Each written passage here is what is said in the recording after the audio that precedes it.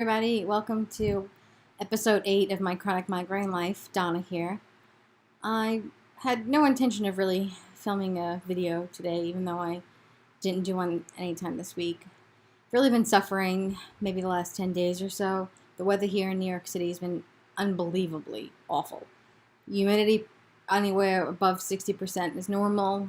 All of a sudden, the rain is constant, and when it doesn't rain, the pressure outside is just awful, and that's a really big trigger for me. Pressure in the air is by far my worst trigger, and it's a really hard trigger to deal with because there's nothing to really do to combat that.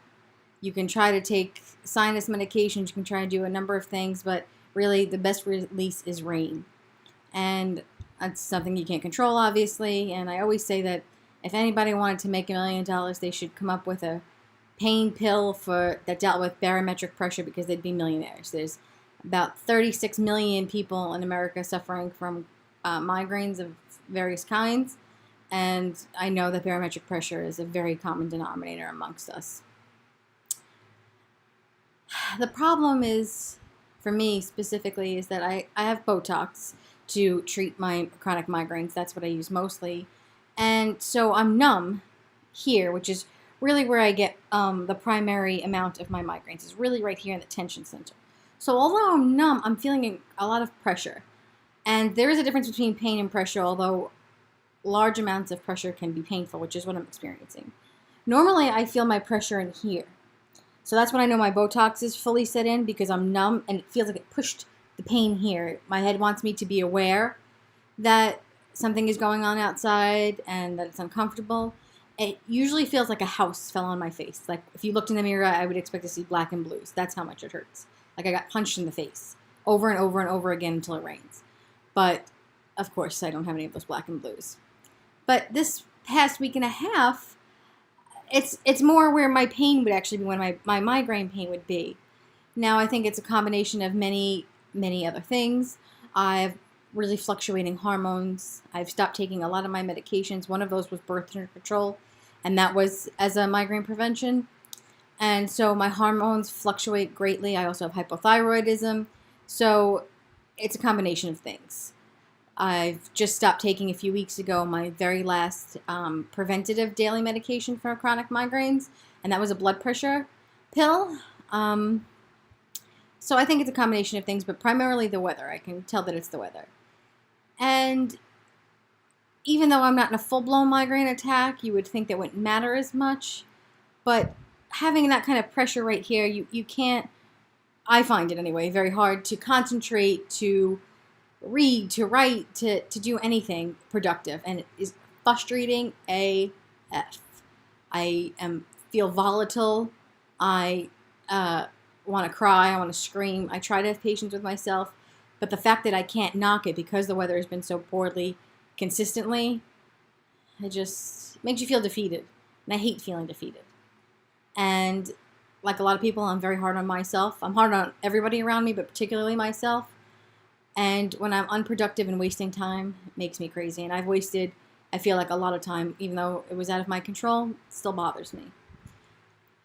Yesterday was sort of between Wednesday night and yesterday afternoon was sort of the pinnacle of my uncomfortableness. I spoke to my neurologist. Normally, when I'm in this kind of discomfort, aside from doing a rain dance trying to promote it, I take an anti-inflammatory that steadily works for me. If you can believe this, I kid you not, the anti-inflammatory, when I went to refill it 2 months ago, I was told by my Walgreens pharmacist that there is a nationwide shortage. A fucking nationwide shortage. I don't know why. My doctor heard about it too. I don't really know what the fuck. So I was trying to take a different anti-inflammatory, and that's not working for me. So it hasn't been working for me. And when I talked to my doctor yesterday, she suggested I take a Zomig, which is a Trypan, which is a category of drugs specifically for migraines to break the pain. I haven't wanted to take one for a lot of reasons. I didn't have a full-blown migraine, and so I didn't feel it was warranted. And lately, the last handful of times I've taken it, I felt kind of sick afterwards. It's kind of a very strange sensation for me to explain, but a wave comes over my body, And I feel almost sicker than I did from the headache pain. Now, ultimately, it does break the pain in my head, as it did yesterday. But yesterday was particularly bad. I was incredibly nauseous, something I don't normally get from my migraine pain. I know a lot of people, migraine sufferers, do get nauseous or sometimes even throw up when they say that that makes them feel better. I was never one of those people. Very rarely did my pain make me nauseous. And so I knew it was from the pain pill exactly, but that didn't help. I went upstairs to put myself in bed, which is something I very rarely do lately because of pain. And even in bed, I felt so sick and so, like, restless with how sick I felt in so many places of my body that I didn't really know where to put myself. I kept popping back up and out, and I didn't know what to do with myself. I got hot, which is very common for me. As soon as my body feels any kind of pain coming on, I am a ball of fire. Like, all the sirens are going off. I went and put the air conditioning on. I got changed into really comfortable clothes. I tried to put the TV on to distract myself, and it was like almost more annoying to hear any kind of noise than that. I had to suck on a ginger drop just to get the nausea under control. And mercifully, I fell asleep maybe about an hour after I went upstairs. And I slept from maybe 4 o'clock in the afternoon to like 8 o'clock at night, where I forced myself out of bed just to be alive for a little bit before I went back. So with all that being said, I definitely didn't plan on doing this video today. I feel a little bit better, but again, still some tension. It was raining on and off today in New York City. The sun was out, then it was pouring. It beats me, but I have a little bit of energy, and I thought, and for the million things I have to write and all the things I have to do, I would just take a few minutes and talk to you guys and just talk about what's on my mind. I alluded to being distracted when you're in pain. And there are some circumstances where, you know, my house could be on fire, God forbid, and that would distract me from the pain that's in my head. And yesterday was one of those instances, excuse me. But it made me think about a couple of other things. Early on in my really severe migraine struggles, the ways that I used to distract myself, I try to focus really hard on something else until I could at least get over the hump of the pain. Thinking of it kind of like contractions when a woman is in labor. You know, from what I gather, you could see the really high points on the monitor where it's extreme until it drops back down. And although my migraine pain was always consistent, I tried to just think of it as getting through the next few minutes. One of my tactics, and I still use it to this day after I take a pill or something, I look at the clock.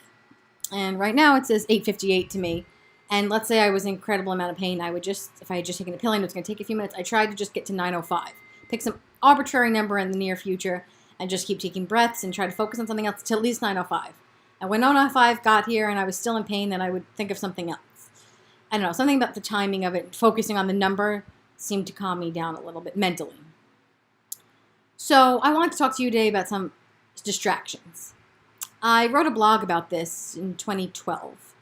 My blog was started in 2011, and that was pretty much at the height of my chronic migraine illness.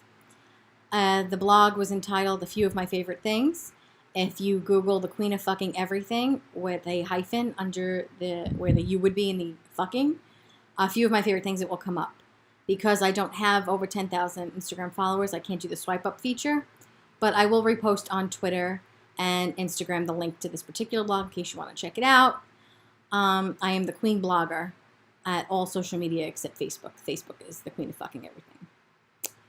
But I digress.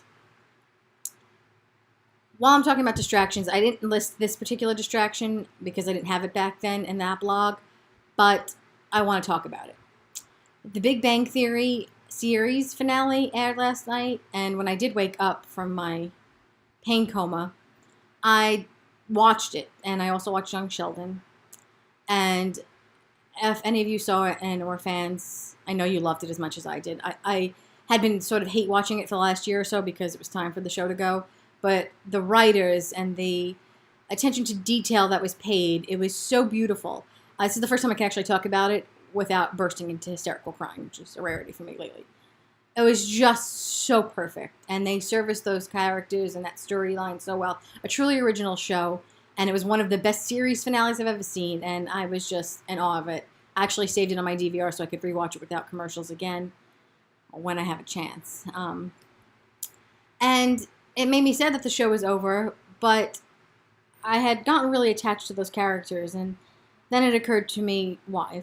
I like the show, it was funny and smart, but I didn't watch the show from the very beginning. I ultimately ended up seeing every episode because I went back from the pilot, and luckily on TV it airs on like 25 channels, but I very vividly remember a night that I was laying out on my couch. I had been home from work for God knows how long, and there was literally nothing on, and I just needed something else to pay attention to.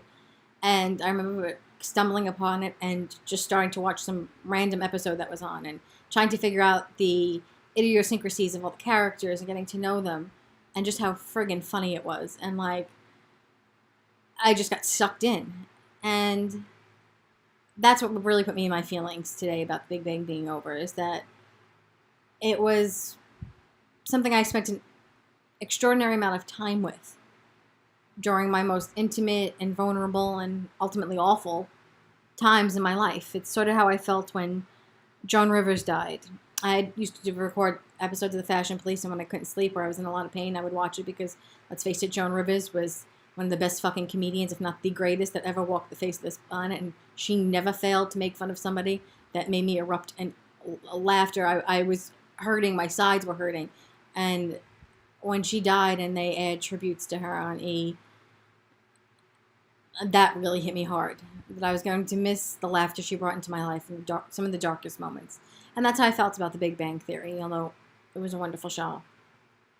So in terms of distraction, when you're able to at least calm yourself down to think of something else, or even if you just need to get a hold of something else for a minute, I've become very good at talking myself down from scenarios, and I try to get a grip. And when I'm mentally spiraling of like, I can't take this, oh my God, it's getting, and to just stop the panic in its tracks, I always try to talk to myself internally and just say, okay, get a hold of it, think of something else. And of course, at the moment, that's all you can think of.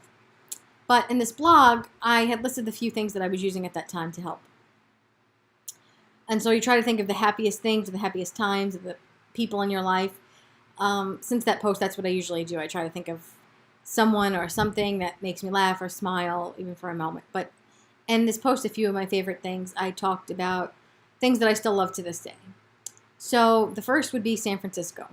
Travel is a big thing with me. I love travel, and I love just certain places resonate with me. I talked about Alcatraz, but really when I think of San Francisco, I think of the sea lions all over Pier 39. You can actually hear them before you see them, and they're barking. I won't do my impersonation because it's really bad. But I remember being in this position on a couch, closing my eyes and putting my head back, and just concentrating so hard till I could open my eyes and see if the time was whatever time I had picked, and just canceling out all the noise around me, people, TV, whatever it was, and just honing in till I could see the details of each of those creatures and how many of them were there, and their sounds and their smell and the ocean, and just trying so hard to focus on it. Another thing is that I would play a song that really meant a lot to me, was by one of my favorite artists, Levi Christ. He was a Tony Award-winning Broadway singer and actor who I really love and got to know it on a friend basis. His song, Gonna Be Alright, really touches me in a way that not a lot of music does. And I would play it, or I would listen to it and just try to focus on that. Another is The Golden Girls. I mean, I think we can all agree it's one of the greatest shows of all time. They were so ahead of their time. And I rewatched the 7 seasons of that show constantly and laughed constantly at the same parts, and even noticed new things that I didn't notice the time before. I didn't understand what they meant when I was watching it originally. Particularly when they write their song, Rose and Dorothy, for Miami's Got Style, when they enter a songwriting contest. Just something that is just comforting and makes me smile. Another song, but it's more the lyrics than anything else, is by Mariah Carey, is Gonna Make It Happen. And I actually screenshotted some of the words from that blog, because I, of course, don't remember them, but that's how I ended the blog, spoiler alert, is that these are the lyrics that touched me. Sometimes I couldn't even eat. I often cried myself to sleep, but still I had to keep on going, never knowing if I could take it, if I would make it through the night. I held on to my faith, I struggled and I prayed, and now I found a way. If you believe in yourself enough and know what you want, you're going to make it happen. And that just pretty much sums up my whole chronic migraine journey. Not that I necessarily had a belief that I was going to get better or get through that moment of pain, or even at that time realize the strength that I had within myself. Just sort of something that was positive, holding on to something that was positive, very vividly in front of me, is all that you can really do. Certain songs don't bother my head, but I like them really loud, and that would be one of them. Just because I can listen to it on repeat. If I don't have to change the song, then if it's a song I know well, I don't have to concentrate. It's kind of like watching a show you've seen 1,000 times. You put it on for a distraction in the background. You don't have to fully pay attention to it, but you know that it's there. And these are just some of the things that comfort me. I've been sick a lot of places on a lot of inconvenient ways. And I think about people that I love, specifically children and my family that never cease to bring a smile to my face, and I just focus on a memory of them or thinking of what I would want to do, play with them when I see them again, or anything that doesn't bring more stress to the pain that you're already in. A lot of times, when you're not feeling well, when I'm not feeling well, I have to resist the urge, and I'm so guilty of doing this so many times, is going, you see how sick you are? To myself, you're never going to get to go to X, Y, and Z. How will you ever do this? You can't even leave your bed. You can't leave the bathroom. You can't do any of these things. And it's very hard to fall victim to that, because you got to be careful of the words you use when you're yourself, because you're listening. And you've got to kit gloves to yourself. And it's very hard to be nice to yourself when you're feeling so sick and angry. And there's no one else to be angry at. Not that it's your fault, but you want someone to blame. And you have to resist the urge to blame yourself and the urge to take it out on the people around you. It's both very hard. So I just try to focus on something that I can, within my grasp, that I can concentrate on, picture, a sound, a smell, anything that brings you joy, and just hold on to it with all your might. And so I hope you find the distractions that work best for you when you're in a pain situation. And I just wanted to check in and say a bit about what helped me. And that's it. So I hope you're all staying migraine free, and we'll talk more soon. Bye.